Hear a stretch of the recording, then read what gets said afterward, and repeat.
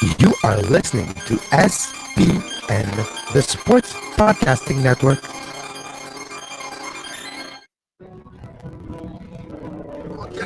Schwarzenegger!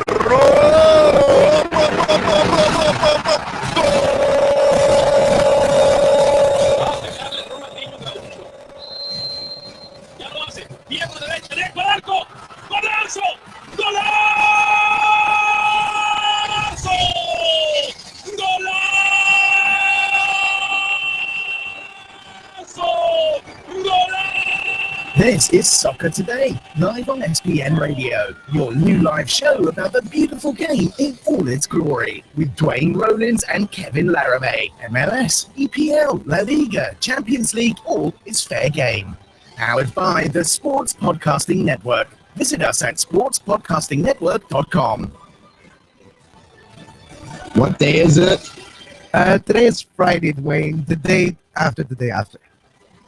Oh, so it's not Thursday, is what you're saying. No, yeah, you missed one. No.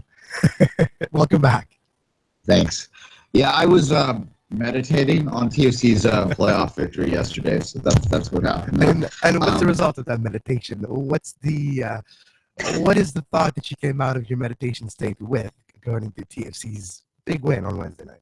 Well, in my mind, I still have it. I'm looking right now at the schedule. They're still showing Toronto FC playing in the Eastern Conference semifinals against some team named NYCFC. So I assume what has happened, Kevin, is that I've fallen on my head in somewhere around 2009, and I'm still in a coma of some type. And this is some delirium dream. There can't be a team named after Manchester. That doesn't make sense. Exactly. It's the worst. Well, not for you. You're City Blue, but you're not MLS City Blue, at least. And on this occasion, I think your red side of you will take over. But what was the experience? Being close to that game and having enjoyed it. What was your thought on Wednesday night? How good were the truths? You know what? Look, it was the people. There's 22,000 people there, which will disappoint some. Although certainly, when you look at the attendance in DC, the next day you'll recognize that 22,000 wasn't that bad. But the 22,000 that were there were all. A lot of them were people that have been there since the beginning. So it was nice to see people at the end and have a moment that they can finally take home and see firsthand of TFC do something that was league related, that was pretty solid, pretty good, and dominant performance a little bit. We'll review this a little bit more in the final segment, but certainly from an emotional perspective, it was nice to see.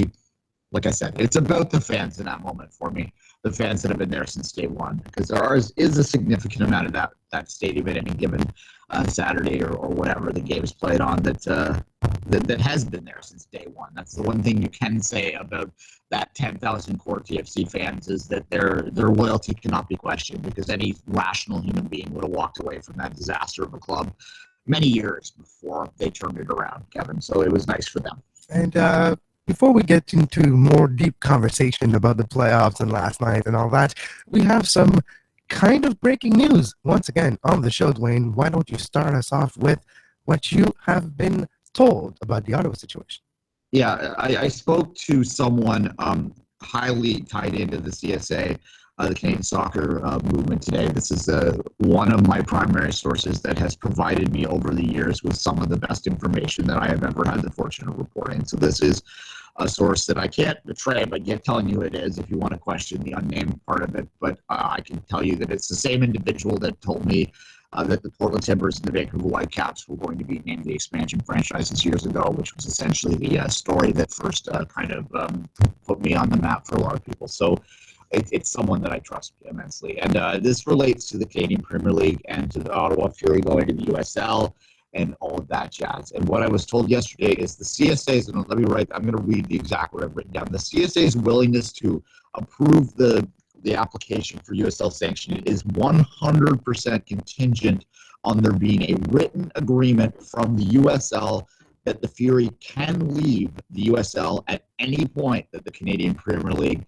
comes forth. So the 3-year requirement that is out there for teams when they join the USL is being waived, or if it is not being waived, the CSA will not approve this switch. So basically, put as simply as you can put it out there.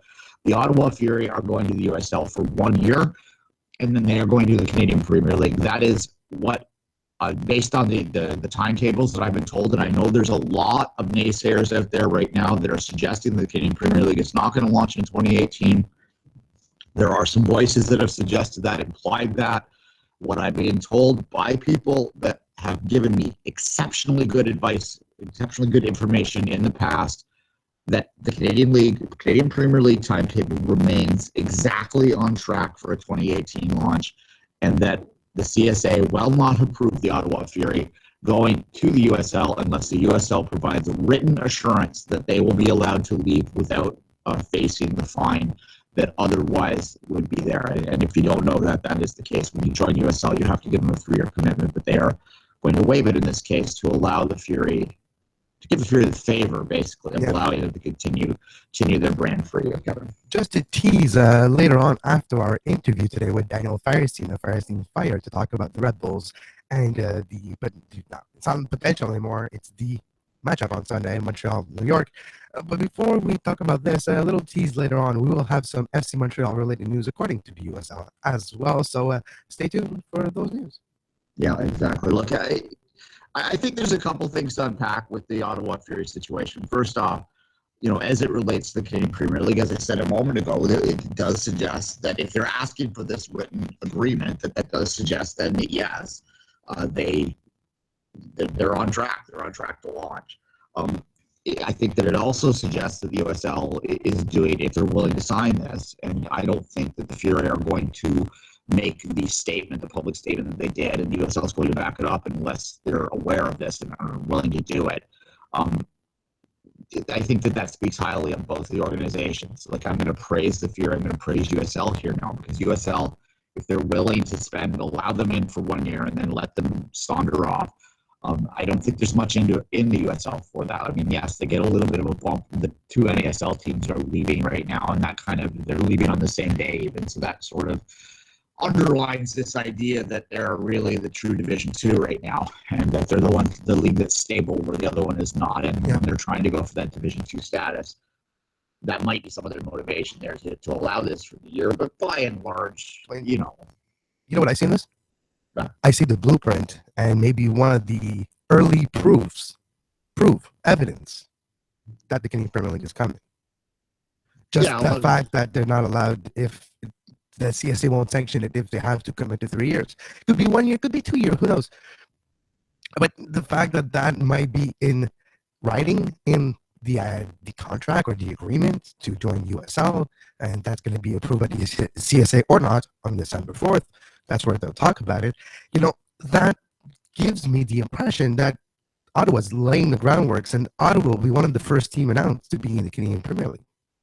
Yeah, and look, that does sort of underline it exactly, that they're being required. That is the Fury. I have questioned whether that is the group that needs to be there in Ottawa before, largely because of some of the conflicting information that I hear there. But the information that I received today suggests to me that yes, it is the Fury's ownership group that will be involved here, and that some of the noises that are coming out of the Ottawa Fury right now are maybe coming from people in the organization that aren't necessarily involved in the highest level talks. We'll say that, and that might be what is allowing the misinformation to get out there. But to be fair, it is too, like the turn of phrase that got everyone's lips flapping the other day was that the Canadian Premier League was quote put on the back burner. But if you look at that, it actually wasn't the Fury that said that; it was the reporter paraphrasing. So that could mean anything. The reporter could have been told, it's not ready yet, or it won't be ready for a while, or something like that. It just means it's not for 2017, and it's for 2018, like technically it's supposed to. Yeah, so that, I think that the turn of phrase that was used on the back burner does, in fact, generally imply, that to me, that I hear that phrase, and I think that means that, we were working on it, but we're not giving up yet, but we're working on other stuff first. Whereas I don't think that's necessary. Well, certainly not the information I'm getting. And that turn of phrase that, again, wasn't attributed to the actual Fury spokesperson. It was attributed it's not attributed to anyone. It's the journalist's own words. So anyone who sort of tries to read more into that than they should either has an agenda or are, prone to be concerned about things. Let's say there's some people out there that take any sort of possible negative spin on, or put as much big of a negative spin on any Canadian Premier League news that they can, either because they want the league to fail, don't want it to launch, and you can ask yourself why people are out there doing that, and baffle yourself with that, or people that are so scared that it won't launch that they're just protecting their emotions by finding negative spins so that they won't be disappointed. True. From the Fury perspective, I'm going to praise them too, because the easiest solution of all is to shut down for the year. If they know that the Canadian Premier League is launching in 2018, they know that they can't afford to lose money in NASL for another year, and that's really what it comes down to. And this has been stressed to me by multiple people, that it's the Fury are just losing too much money in the NASL. The NASL is a very difficult league to operate in and be competitive in and not lose a fortune in. It's never really that much of a profitable enterprise to own a professional soccer team beyond the MLS level in this part of the world anyway. So there is an element of charity involved always, but by and large, the Fury just realized that it's not feasible for them anymore to compete in the NASL. So that is why they were looking for better alternatives. The USL provides them with an alternative to continue with the brand in the market for the year where they will be dormant. Unfortunately, because of the situation that's going on with non-disclosures and certain things that are happening with the Canadian Premier League negotiations right now, they can't just say we're doing this for a year. They can't be upfront that way to their fans, which just makes some of their fans out there, and I was talking to a few the other day that this was breaking, feel that they are, self-relegating, right? That they are purposely going down in levels and that they're going to have a less important, less viable level of football in their backyards. I mean, well, yes and no. If you're looking at the history of the USL and standalone teams, like you're gonna have the likes of the Battery, Rochester Rhinos, Independence, team like this that has a history, especially the first two I mentioned, and Louisville. So it will probably be seamless for a lot of Ottawa fans, because then when you will watch the game, maybe the way you watch games will be different, but let's face it, the way to watch an ASL game in Canada is not necessarily easy to begin with. So on that side of thing, maybe a YouTube feed that's actually decent might be an upgrade, depending on what day and depending where USL will be broadcast next year. If maybe it will be, we never know. That's going to be maybe up for with the MLS rights. Who knows? But, that aspect of things might be seamless for the Ottawa fans. The type of team, the setting, the stadiums of a lot of teams actually will be very equivalent, if not even better, than what they have experienced with the Ottawa Fury over the last 2 or 3 seasons. So that would probably feel it'll be different teams, it'll be different players against, but not that different.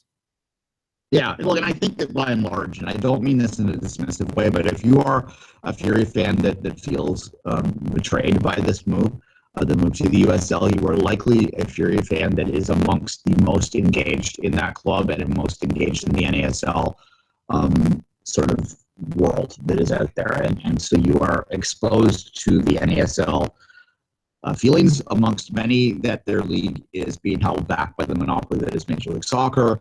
You tie USL into that as well. You feel that USL is a junior partner to MLS.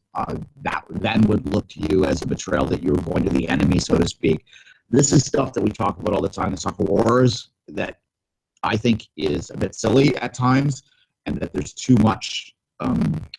People have their heels dug in a little too much on this, that they're not able to see sort of the whole environment that's going on, in my opinion. And I do understand, though, that when you're in a bubble, and we're all in a bubble, the soccer bubble right now, that makes it difficult for us to see outside it sometimes. These guys are a bubble within the bubble, so it makes it very difficult to see outside, right? But those that are a little outside of that like to just sort of put their eyes up to the bubble and look in occasionally, like to go to a game or two, they're not going to notice a difference. And that is why it is important for the Fury to do what they need to do to stay, financially viable and visible in a market until they can launch and be perhaps arguably one of the better Canadian Premier League teams at launch. You would think that they would be, because they're going to have a head start, and history tells us that head start teams do well. So there you go. Makes a lot of sense that way, and it's probably the reason why they decided not to fold for a year and just continue on, because the players that will be part, because there will be another mass exodus, quote unquote. In Ottawa, some of the players will want to be in NSL. What's the contract situation in every individual player, according to out clauses of different leagues and that type of stuff. There will be a difference in the roster, but from then on, it might be more Canadian roster starting next year because it will have to follow that quota, and eventually that quota will be probably in the Canadian Premier League. So that roster might be the same. So you're right. They're going to have that side. Yeah, and I suspect that you're right, that the quota numbers that are for the USL teams right now will probably be what the quotas are for the Canadian Premier League at launch, too. I suspect it's not a bit higher. It's not like 60, maybe instead of 50%, but no, yeah, absolutely. Yeah, I envision that they'll probably do something around where they're at right now because there is, they're realists. They understand that to launch entirely Canadian teams would be to pull the talent level down maybe a little too much. But I think the important thing is that there will likely be a starters quota as well, which is something we don't typically see as of late, although it existed back in the NSL days where you had to have an X amount of players that were North American on the roster, and that is essentially why Canada went to the 1986 World Cup. Is because they had players that not only were they required to be on the roster of the NSL team, they were required to play them because American soccer at that time was far below Canadian soccer. The Canadian players generally were the team, and this, I'm not the only person that says this. This isn't my opinion. This is widely been speculated, been talked about for years. The Canadian players in the NSL, they were the ones that played the most, and that was primarily the backbone of what launched Canada into its one and only World Cup appearance. So there you go. The 1984 Toronto Blizzard. The Soccer Bowl finalists. Unfortunately. Duane, all right. Exactly. Let's take a small break. When we come back, we'll talk MLS Cup playoff New York Red Bulls with Daniel Feuerstein.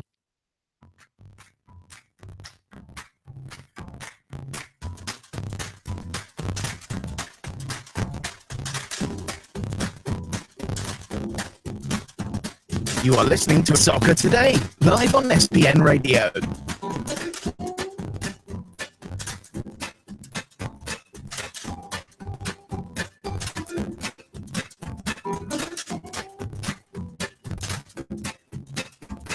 Visit sportspodcastingnetwork.com for more.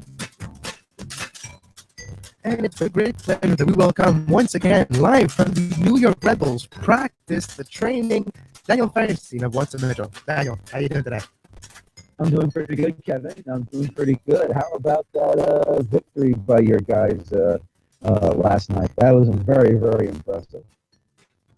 It was impressive. Absolutely. Daniel, Duane here. How you doing? Hey, doing good, Duane. Thanks. Good.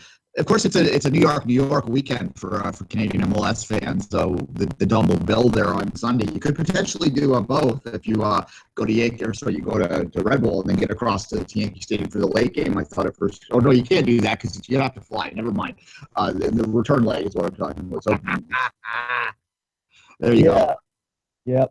Well, you know what, Duane? It's really simple. It's really not that difficult, to be honest with you. If you take a certain subway line, and you got to transfer once in the Bronx, and then you go straight down towards Manhattan, you go to New York Penn Station, and you can actually get New Jersey Transit train going to Newark Penn Station. Then you just go and take the path going to Harrison. It's only one stop, and that's it. So, but I'll give you all the details that you need because I don't want you to go all the way downtown because it'll take way too long to get over to take a direct path train to Harrison. But I'll give you all the information later on, Duane, I promise. All right, there you go. If I can make the trip down there, I don't want to get stuck there for election day because I definitely don't want to be there. Oh, that's pretty safe. Nobody wants to be stuck for election day, Duane. I promise you that. All right, fair. A quick question before we get into the details of the playoff, Daniel. We always hear about New York is red, New York is blue, all this battle. Is there anyone in New York who's purple when it comes to these teams? If you follow that, are there teams, people there, fans there that aren't maybe as ingrained, as intense on Reddit and stuff like that cheer for both teams, or is that a phantom fan? Let me just say this right now. It doesn't matter if it's on Reddit, Twitter, Facebook, Instagram, Pinterest. New York is red, and there we go. That will say New York is blue. So purple's out, man. Purple's out. No purple. So there won't be anyone going from one way or the other. All right, let's stick with the red part now before we let Kevin jump in. the Red Bulls had a tough start to the season, but since I would say the end of May, if you start to objectively look at this league, they are amongst the better teams in the league. Do you think that the Red Bulls, considering the Dallas's injury problems, considering the fact Colorado is still kind of like, do you think the Red Bulls are the favorite to win the MLS Cup? You know what? I have to say that, seeing what, first of all, let's give credit to FC Dallas, what they've done with their academy and all this growth of all these players that they've been integrated with their club. It's been unbelievable what they've done. They already have a double championship. Colorado Rapids, I think they've really, really solidified themselves, bring in Jermaine Jones as well as Tim Howard in goal. I give those teams credit. But let's also be honest with ourselves. They got tough opponents. I mean, we don't know what's going to happen between them and Seattle Sounders after they defeated Sporting Kansas City last night, 1-0 in the wild card. And the Galaxy are the Galaxy. So, as of right now, if they can play their cards right, then the MLS Cup final will stay in the West. But if those two get eliminated early, or at least, if one of them gets eliminated early and the other one gets eliminated in the West final, I could see the Red Bulls hosting the MLS Cup final because they're third in the Supporters' Shield race. So at the same time, it's also a possibility. Jesse Marsch, and let me just say this, because you got to go all the way back to when the New York Red Bulls were the New York, New Jersey Metro Stars. 1999 was the first horrible season for this club because when they started, they would lose 3 of their first 4 games of their season. It was always like clockwork. It never failed. And then in 1999, they won their first 3. They won 3 of their first 4 games of their schedule, and then they went to 7-25. So 1999 was the worst first season. After going to MLS Cup final, losing to the Columbus Crew in 2008, they had the second worst season in 2009, a 10-year difference. This season was the first time they started off 1-6, and then they come all the way back, not to just through that adversity, but of course losing 2 goal leads, and then you end up with a point when they should have had at least 5 wins, and they all became draws. So this is the first time that I've seen this club with a poor start, or at least maybe even a poor finish, that they dug out of that hole. Well, they did not just dig themselves out of the hole. They climbed all the way back to finish top of the Eastern Conference this season. And there's a lot of links between the next opponent of the New York Red Bulls, the Montreal Impact, and the Red Bulls themselves, starting with the head coach of the New York Red Bulls, Jesse Marsch, even Mauro Biello, who was under Jesse Marsch when Jesse Marsch was coaching in Montreal. Then you have players like Felipe and Oyongo on both sides, which were traded for one another. A lot of links between those two clubs, and we've seen games between the two been a little chippy, a little beginning of what seems to be maybe a rivalry. Thus, this home and away series, Daniel, will it cement what could be a Eastern Conference rivalry? Oh, I think it's already an Eastern Conference rivalry. I mean, the Red Bull players, whenever I talk to Bradley Wright Phillips or to Felipe or to Mike Grella, these guys, they already know it's a big rivalry. They feel that it doesn't matter just because, Philadelphia's closer, DC's closer, New England Revolution are closer. They don't feel like that. They feel every single club in the Eastern Conference is their opponent and is their rival. So they don't take any side lightly at all. Not even Toronto or Montreal, or no matter how bad Chicago is. They treat them all like rivals. So, we're going to get ourselves a damn good semifinal matchup here in the Eastern Conference. What can you tell us about the Red Bull? If you are a scout of the Montreal Impact, what would you say about the New York Red Bulls? Here's what I would say about the New York Red Bulls. They have a solid defensive line, obviously. French center back pairings with both Damien Perenelle, Aurelien Collin. And if you can also, if one of them goes down, there's Ronald Zubar. So, they're going to be very, very lethal on the back line to help and protect Luis Robles as much as possible. Of course, we all know Luis Robles, Iron Man in this league with so many minutes and so many games under his belt that, he's a solid keeper, very athletic. Right now, that's the one worry. That's like 1 or 2 worries you have. And of course, there's the red hot Bradley Wright Phillips, because it doesn't matter if it's Dax McCarty feeding him the ball, if it's Sasha Kleiston feeding him the ball. It could even be Mike Grella It could be Daniel Royer, of course, the Austrian that came over in the summer transfer window. Bradley Wright Phillips right now is on a tear. He is on a major tear right now, and every time they send balls over the top, he's right there to bury it.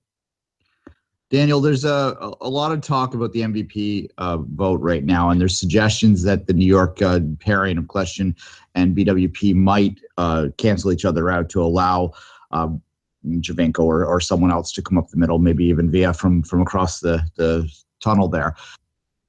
If you had to pick one of those two players as the MVP of the Red Bulls alone, who would it be? Is Kljestan more important than BWP, or is just scoring those goals more important than anything that happens beyond it?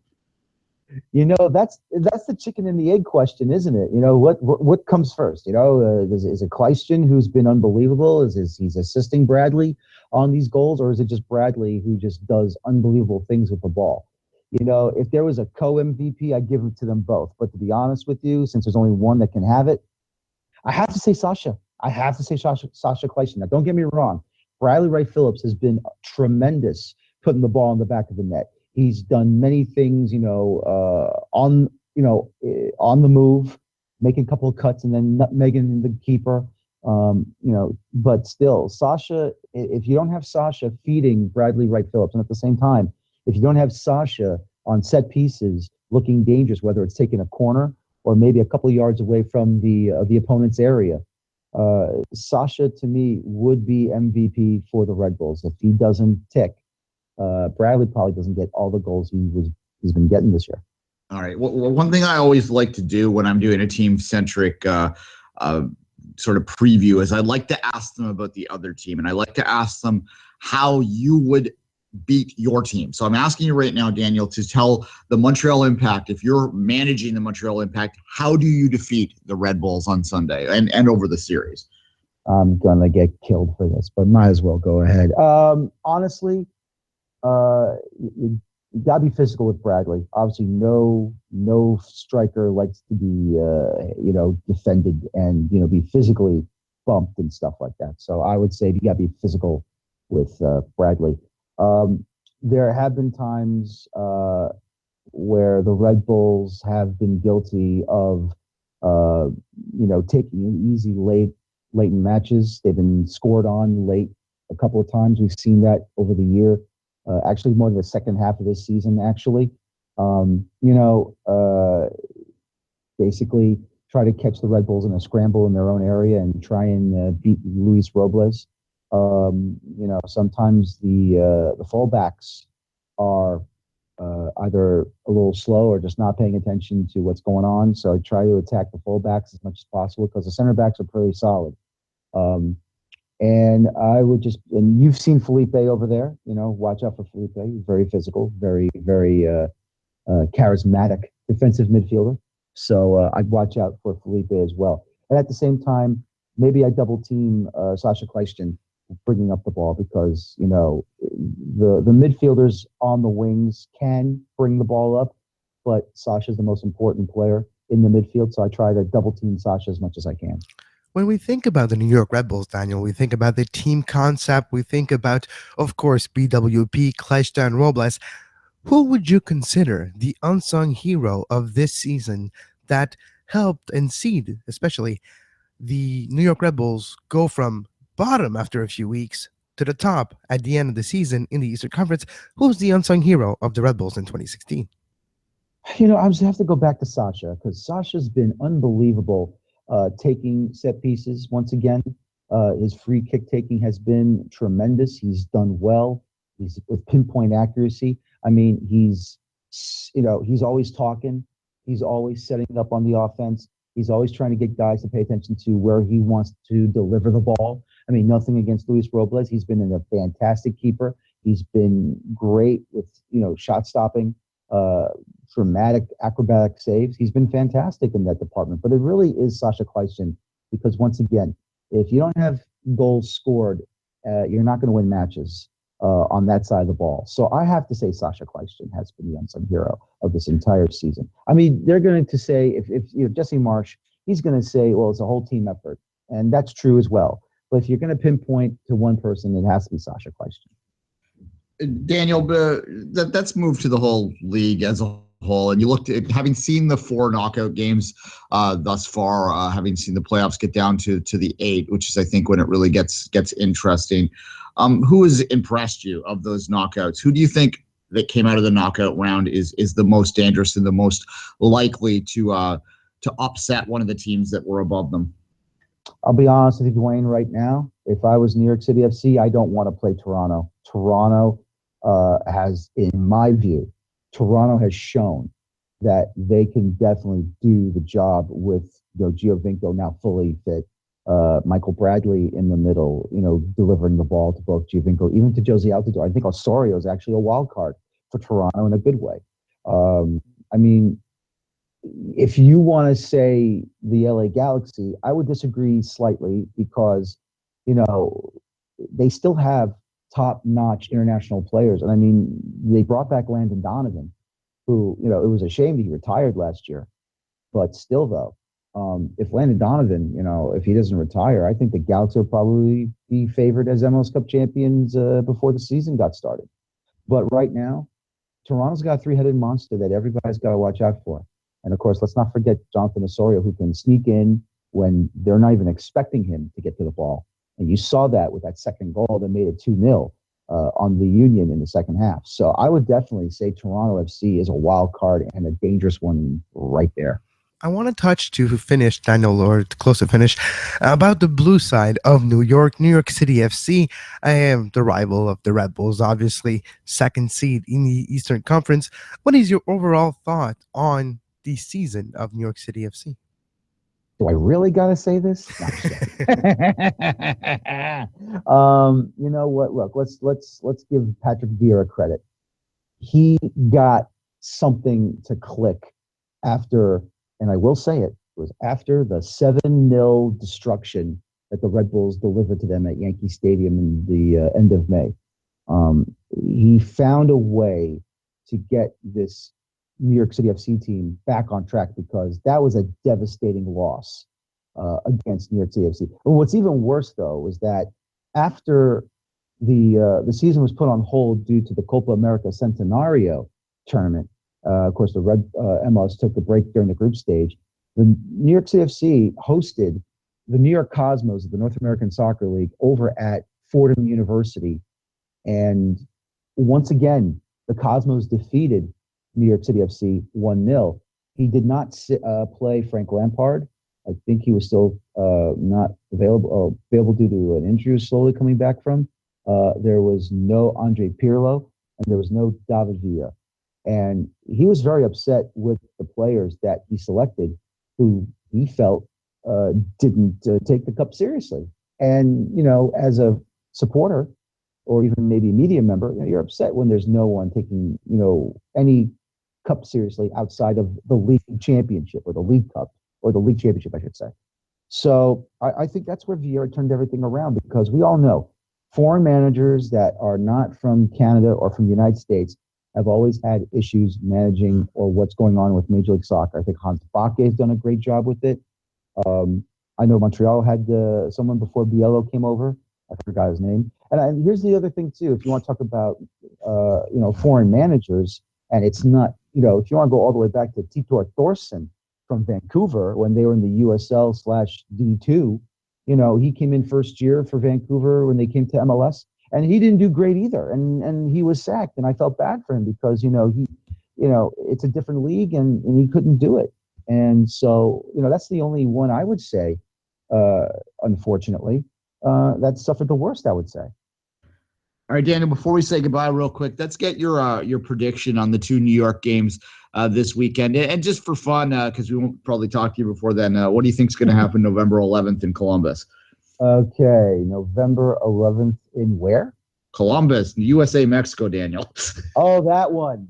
I'm so into league play. Well, you know what? Here's the thing. I can be brash and bold, as always, and say it's going to be another 2-0, which it could be. But you know what? Knowing Juan Carlos Osorio, because he was the former New York Red Bulls manager and he led them to the MLS Cup final in 2008. This is a wild card. This is a wild card game. Mexico, it looks like they're becoming a lot stronger than they were in the past. And, I could see them maybe taking a point out of Columbus this time. But if not, then I expect maybe no more 2-0, maybe 2-1. Okay, fair enough. And give me the two picks for the two New York teams in action this week. How do you think Toronto NYCFC is going to go and the Red Bulls Impact? I think we're going to see Toronto win, but I think they'll win like maybe 2-1 because I think New York City FC is going to get the away goal. And for Red Bulls and Montreal, the Red Bulls would love to get a draw. I believe a draw is going to happen, whether it's 1-1 or 2-2. If the Red Bulls can get out of Stade Saputo with a draw, I think that would be a good result for them. Because let's be honest, Red Bulls have had issues getting a victory in Montreal. And the only time it's happened was in Montreal's first year in MLS at the Olympic Stadium, the Kenny Cooper penalty, which wasn't a penalty, and of course the Montreal penalty, that wasn't a penalty either. But the Dane Richards blast that gave the Red Bulls their only victory in Montreal. I think they would be happy with a draw. Fair enough, Daniel. Enjoy the games this weekend, and we'll talk soon. All right. I'll talk to you tonight, actually. All right. Yes, you will. Yes, you will. Right. Thanks, guys.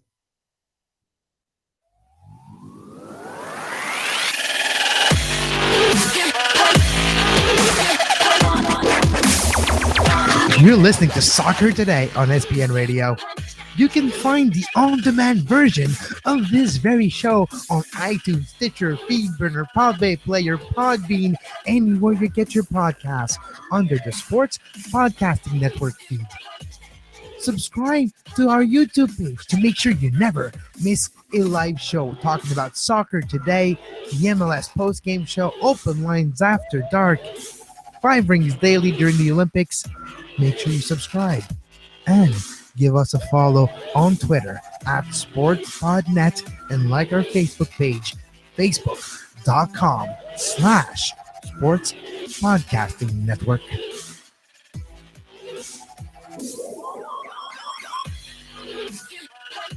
And welcome back. Thanks again, Daniel. Let's turn our attention away from MLS for a little bit. We're going to end the show the last 15 minutes, so at a quarter to the hour, with a Canadian review and knockout review, but we'll focus on the two Canadian games as well. Kevin, another bit of news though to first, and this relates to something close to your backyard. And I received information today that FC Montreal, the USL team, they were looking to leave USL for next season. That they no longer feel that playing in USL is necessarily meeting what they want. And we'll get to the reasons why, and we'll speculate a bit on that. But that's a pretty major story. And what I was told, and there's a great quote I was given. And this may not, this is the Toronto guy saying this, but I'm getting it from pretty good spots. I was told that the Montreal Impact are not, quote unquote, not interested in running a reserve team. They're interested in becoming a reserve team. And that's referring to, of course, Joey's other team in Italy, Bologna. We'll see how that maybe there's going to be an influx of Bologna players. We are all aware that this season, it was announced actually a few weeks ago, that Bologna and Montreal Impact have be involved in a partnership, which makes sense because it's the same owner, Joey Saputo, the sole owner of Bologna and Montreal Impact. There's a partnership between the two clubs, and we've seen lately partnership between some supporters. We've seen 2 weeks ago supporters from Bologna at the game in Montreal. So you do see a partnership budding here, and probably next season some players from Bologna will probably be joining the Montreal Impact. That's going to be interesting to see if that happens.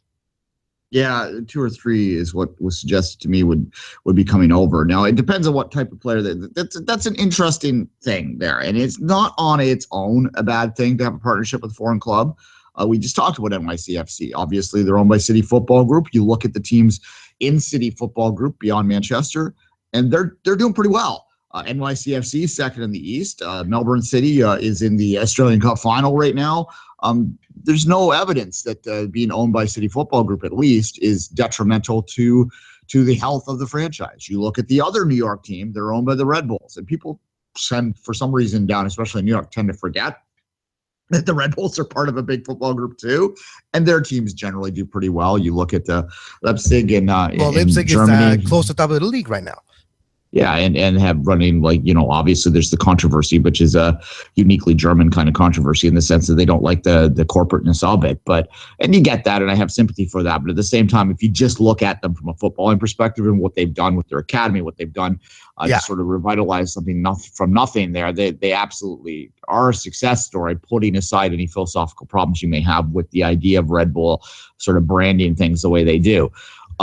Exactly the point I'm making. There's nothing necessarily wrong with it. Now, that doesn't mean there's everything right with it either. You have to see how they play out, right, Kevin? And we can't really judge any future Bologna Impact partnership until we see it in action for a bit of a period of time. No, exactly. And when it concerns to the FC Montreal, Duane, I've asked the FC Montreal for some clarification or comments on the fact that they would like to leave USL for the next season. And the comment was they can confirm that FC Montreal will be in the USL in 2017. And so that was the comment of the Montreal Impact and the FC Montreal on that issue. But as it stands right now, Duane, like you mentioned to me, the FC Montreal won't be in USL after 2017. Yeah, well, the Impact did not discount. Well, they didn't really address a rumor, and that was their official position. And that's the official position of anyone working in the communications department when it comes to something like that. So it's not a surprising response. And I wouldn't read anything to it either way. They didn't certainly I guess I kind of do read something into those things. They do have the opportunity to shoot down any thought whatsoever that they won't be there. Like, come on, that's ridiculous. We have a long-term commitment to the USL is something they could say. But they chose to just focus on what is undeniable, that they're going to be in the league next year. And the reason they're going to be in the league next year, and this relates to what we said off the top with the Ottawa Fury, is that 3-year commitment. And basically what I was told is that the cost of the fine to leave USL early is more than it's going to cost to operate the club for the year. So you might as well just operate the club for the year. Yes, and it'll be interesting to see if that idea, that experiment of USL 2 teams does have the same result to other places. Thinking about Toronto and Vancouver for that matter, because it's closely related. Vancouver, there's rumblings that the soccer operation of things will remain Vancouver, but maybe the club will be based somewhere else and runs by somebody else. That's rumbling that may be happening in Vancouver in the future. When we're talking about Montreal, Toronto, maybe that experiment may be the better idea, or the better way to do it is to have them maybe in the PLSQ level, maybe in the Ligue 1 level, to go back where it was before the USL experiment. But with the Montreal Impact maybe having FC Montreal in the PLSQ, maybe that's the answer. Maybe that's going to be the position, or maybe in the Canadian Premier League. Who knows? That's another idea, but we're just speculating. Yeah, well, the CSA did say that there won't be reserve teams. Anthony Chitera reported that there won't be reserve teams in the Canadian Premier League. But so maybe in the PLSQ, where it would make sense in the future, maybe that the Montreal Impact will want a presence in that league to help that league as well continue to grow at the grassroots level, which is growing every single year. Some clubs are very successful, and we've seen PLSQ with players like Federico Mugen with the Griffon Montréal Outremont have been really successful over the years. So there is some good soccer there. Maybe that's the answer. Yeah, well, okay, let's go back to what you just said, though. The wording of Anthony's report was that no team with a B or a 2 in their name FC Montreal would be has allowed no in B or there. 2. I know. It's there's pedantic. no team that was. Yeah. What I read that is no team that was that you could directly point to and say that's a reserve team was going to be allowed in. But I didn't hear that there wouldn't be room for partnerships of some kind, certainly for loans, affiliate kind of things. So, you put people in Quebec City are going to love this idea, but you put a team in Quebec City and then loan 4 or 5 impact players to it from their top reserve, the top impact players who play in the Canadian Premier League. I don't have a problem with that as a proponent of the Canadian Premier League, and I don't think that the CSA would necessarily have a problem with that either. And that is another model there. You can even share resources a little bit as long as it wasn't directly seen as your farm team. If the optics were fine, if there was still an independence to it, like a different city, different business partners, they're competitive in that way, because clearly they'd be competing in the Voyageurs Cup separate. But I think there'd be room for some kind of loaning structure in place. And I think that would benefit the Canadian Premier League in the early years, at least anyway, too, Kevin. No, yeah, exactly. So we'll see what the ramification of this are. We'll see if maybe there's a different, maybe going next year in the middle of the year, they change their stands and they are going to USL again, or we'll see if the Premier League is about to exist. Well, we'll see where that unfolds next year. But as it stands right now, 2017 could be the last season of FC Montreal in the USL. And what does it mean for the actual players, for that club? Yes, it's the second team of the Montreal Impact. Will it just be quote unquote dissolve, put back in the academy, and when the opportunity to have another reserve quote unquote academy team arises, you bring it back? What's going to be the ramification of this a year down the road? Well, only time will tell. And it's going into the offseason with FC Montreal. We've seen last year a big turnover of player. Will we see the same thing happen? Will we see players getting the opportunity with the big club and the offseason? A lot of things are going to happen in the next year in the development side of Montreal, so we'll keep a close eye on all of it. Yeah, real quickly, the Impact seemed only interested in running a U23 program anyway, so they could play in PDL if they were so inclined, and maybe that's a better fit because they would be more competitive right away. There's the argument of playing up and trying to compete against adults and those fully professionals, but if you're essentially only going to ever play 20, 21, 22-year-olds, then maybe it does make more sense to 21, 22, 18, 19, 20. Yeah, exactly. So maybe playing the PDL would actually be a better fit for the Impact anyway, but we'll see how that works out, Kevin. We'll see if they can. Right. We'll see if the CSA will allow it. That's where it becomes really interesting. Yeah. I have a hunch that if the Impact wanted to move their reserve team into the PDL and play as a U23 outfit, that the Canadian that we'd find a way to allow that. I have a hunch, but lots of balls in the air right now in Canadian soccer across the board, and this is just one more area to think about. Exactly. Okay, let's take a break. Come back with a Canadian/knockout round review and the best post-game interview in the history of post-game interviews. Mm-hmm.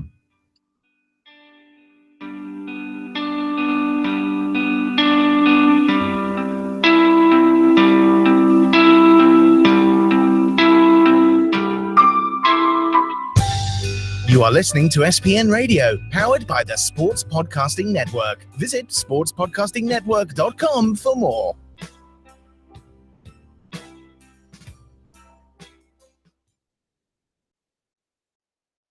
No, I was wrong. It was obviously a correct call. They got the throw in, so obviously Alonso kicked it right off of me.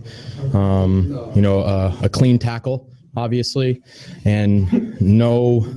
I was definitely wrong in asking for a yellow card on that play. I was happy with our team's performance, but I think we can blame nobody but ourselves tonight for not getting the win. The linesmen were superb. They kept their flag up when Beasley was offside and kept their flag down when Valdez was clearly onside. So I think we have no one to blame but ourselves. We didn't put up a good performance. We needed to play better. And so it's disappointing from that aspect, but the better team won tonight. Benny Feilhaber of Sporting Kansas City, everyone. I don't think he was being entirely serious, Kevin. Hashtag sarcasm. Hashtag, am I passive aggressive right now? No, that's brilliant. Because you can't really fight him. No, you can't. You can't. The words are the transcribe accurate. Is like, because if you're gonna transcribe the comments, like, it's perfect. Then you have to prove what passive aggressiveness, or you have to prove that he was being sarcastic. Is that even provable? That's just brilliant. Let me just say this. Those that wear tinfoil hats when it comes to MLS favoring certain markets and certain teams and wanting things to happen, they were not discounted last night by the referee in the second half of the Seattle SKC game. They were jobbed. There's no doubt about it. SKC, look, I'm a neutral in this. I watched the game with eyes wide open, and Stephen Seattle Fry should have been on 10 head, men. There's no doubt about that. True. And the goal had suspicions on it. And there was just a lot wrong. I tweeted out this morning, Kevin, that there are only two reasons to think that Sporting Kansas City was not screwed last night when it comes to the refereeing. One, you're from Seattle.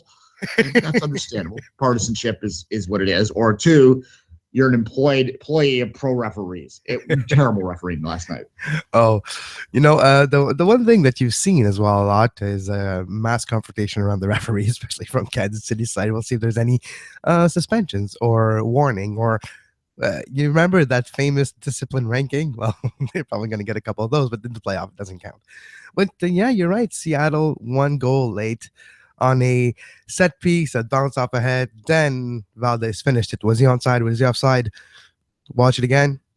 Put your pen, get a ruler, find out how you can manage to figure out if he was onside or not. We'll leave the call to yourselves. But there was 1-0. Seattle won at home, and Seattle's moving on. Speaking of teams moving on, Duane, the Montreal Impact with a 4-goal performance on the road. Mancosu Piatti stood on their head and gave all kinds of trouble to Bill Emid, starting with La Hassima, of all people, scoring in the 4th minute to open up the floodgates.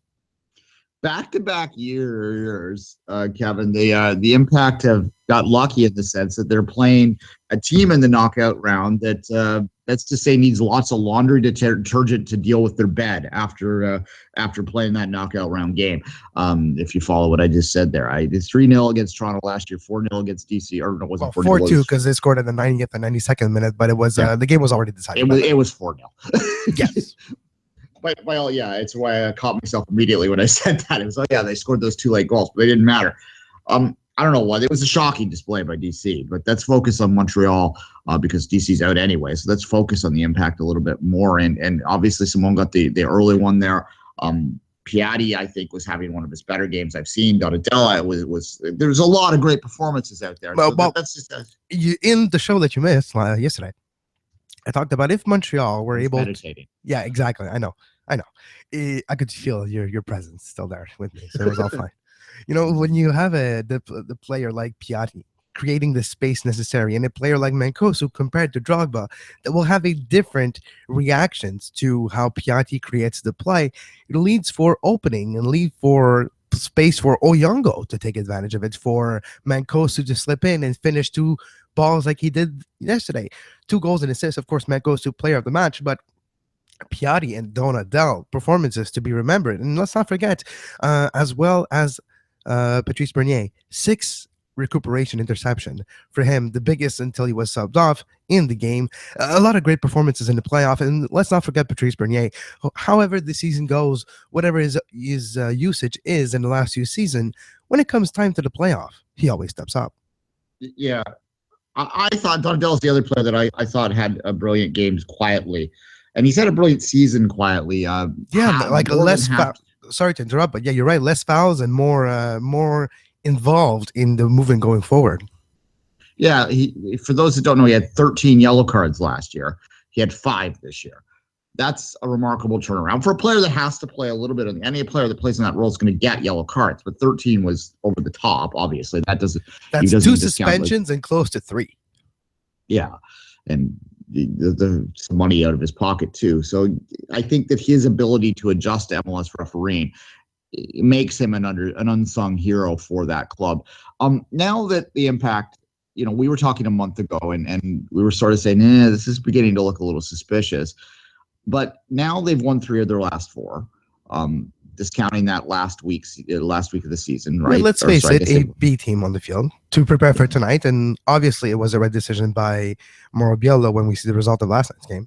Yeah, 3 of their last 5, by the way. There was the draw against Toronto, so they're undefeated in 4 of their last 5, though. Yeah. Where do you think that they're fitting right now? Is there a confidence, especially now that it seems like they found a way to deal with the Drogba situation, which is to essentially lie and ignore it? Oh, wait, tomorrow Biello announced today that there's a possibility that Drogba plays Sunday, and that's what you want, the possibility of him playing. So you put him on the bench and you see how it goes. You don't even need to address a situation. You say he's going to be on the bench and we'll see how it goes. And that's what you need to do, because look at what happened last night. You do need a Mancosu. You do need that starting 11 that took months for Mauro Biello to find the right pieces for last night to have the performance they did have. So he got the best out of almost every single player last night in his starting 11. And that took some lot of work and hard decision, which led to the whole Drogba situation. So we have to give credit to Mauro Biello through thick and thin. Sometimes it was thin, sometimes it was thick this year. You do have the sense right now that he built a starting 11 that could beat DC United last night. That goes to New York, it's a totally different situation, totally different team. The way they set up, the way they play, their form is a lot different as well. Granted, DC was in great form, 4-1-1 heading into the match against the Impact. Now you have Montreal needing to continue their own form and especially have to recover quickly because they are in a 3 in 8 day situation, or more close to the starting 11 would be 2 in 4.5 days. Yeah. It's a fascinating tactical battle, the Red Bulls and the Impact too, in the sense that the Impact are really best suited when they're playing a complete counter game, right? Like last night, that's what they did. Fourth minute, well, it was a set piece, but they did catch him on the counter like twice. Yeah, well, and they used to have that high speed up front of the creativity of Piatti, right? So they are an ideal counter team. The Red Bulls, they play similar. They're not exactly, they're not precisely a counterattack team. They're more of a high press team. But the bottom line is, if you want to simply put it, both these teams want to concede the ball a little bit more than a possession team would, right? So you're going to have a bit of a battle of wills to see who can inject their style onto the other to see how it plays out. So it is a fascinating tactical battle. Let me ask you this before we move on to talk about Toronto, because I didn't really, obviously, because I was meditating yesterday, I didn't get a chance to really talk about it.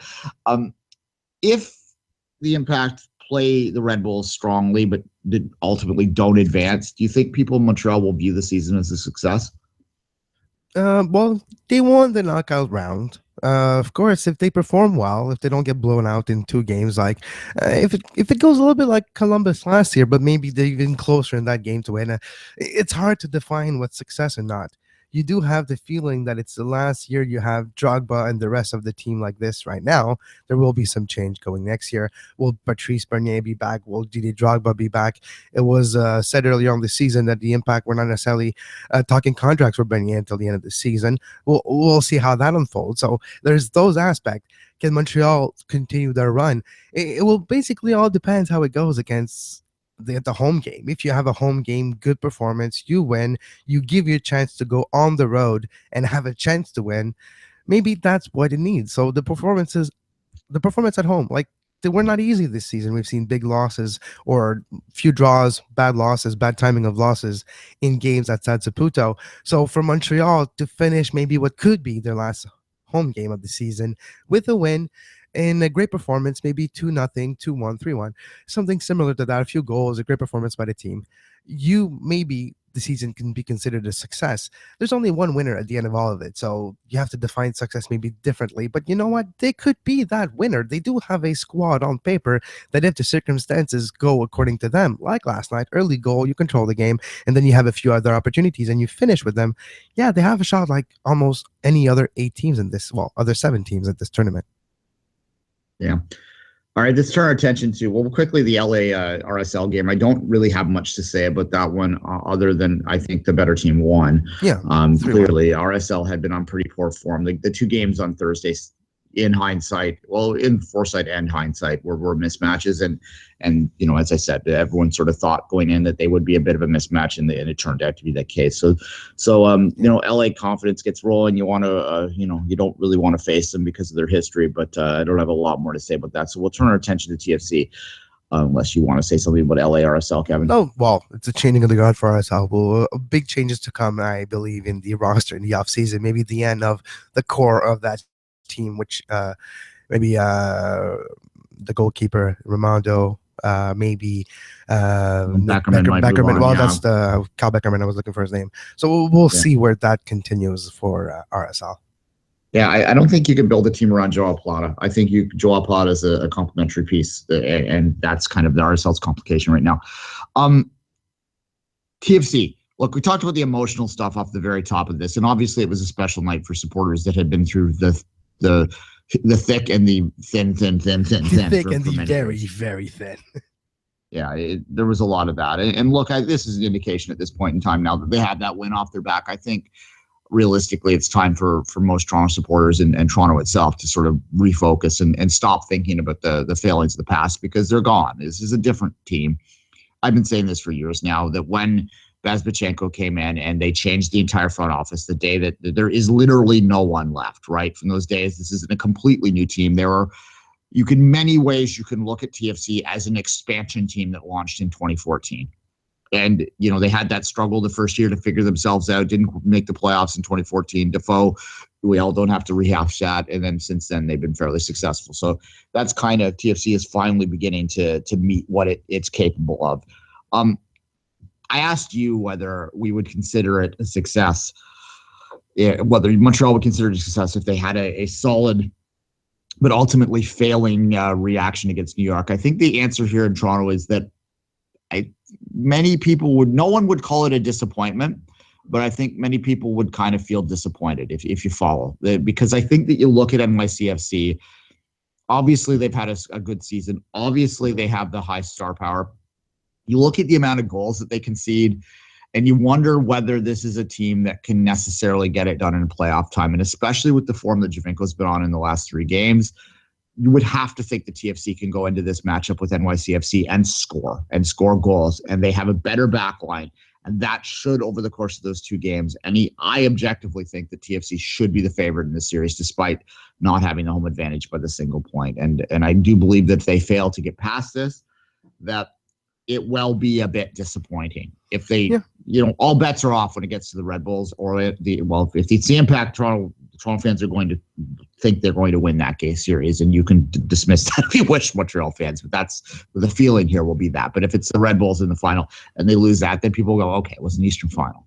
Yeah. But at this point in time, you might as well go there. In terms of the game against Philly, as you know, it was a weird feeling. Outside of that about 10-minute period after Philly got the goal, and the goal was caused by ball watching on a crazy sort of bounce header. Yes. Outside of those 10 minutes, it was comfortable, and we didn't anticipate that, and we didn't anticipate Toronto FC doing anything comfortable, but they did. And you get the 2 goals, the goal by Giovinco and the goal by Josie. And then out of the blue, a goal by Osorio, his second in 2 games. And suddenly you're going, what? If Jonathan Osorio starts to figure out how to score, then God help the rest of the league, to be honest, because that's the one thing missing in his game, his ability to finish. Now that he has 2 and 2 goals, he's got some confidence flowing around. That could make TFC quite dangerous. Josie was the star of that game, though. The way that he got the ball, it was a goalkeeping area off Philadelphia, but they take advantage of it with Josie getting that cute little backflip to Giovinco, who finishes in the open goal. It's a defensive error on the 3rd goal, but they still finish it. And this is MLS, where finishing mistakes is how you win. True. Every team is going to hand you some mistakes. It's what teams finish them, what teams take advantage of the mistakes that are handed to them. The best are generally who wins in this league. And TFC did that very well. Surprisingly well on the knockout game. And now suddenly, as I said a moment ago, Kevin, I think we have to put #ThatSoTFC, #Tobias, what are they doing? We have to put that aside and move forward into a new era, a new beautiful era, or terrible era if you're not from Toronto, of the Toronto Football Club. True. And do I believe that the Montreal Impact have a shot against the Red Bull this Sunday at Saputo? Yes. In the home and away series, it'll be tough. I do believe it'll finish like a 2-1 in Montreal. And granted, I predicted DC to win last night, so what do I know? But I do have a feeling where the Red Bulls might get that away goal, and then it's all up to how the Impact can play at Red Bull Arena the next Sunday to see if they can get a result there and maybe score that away goal for them, or we'll see how that unfolds. If Montreal doesn't concede on Sunday, if they keep that clean sheet and get a goal or 2, then they're actually going to make it difficult for the Red Bulls next Sunday. So that's what I'm looking for, a way for Montreal to make it difficult for the Red Bulls, because the Red Bulls are the favorite. The Red Bulls are the best in the East until proven otherwise. So to be the man, you got to beat the man.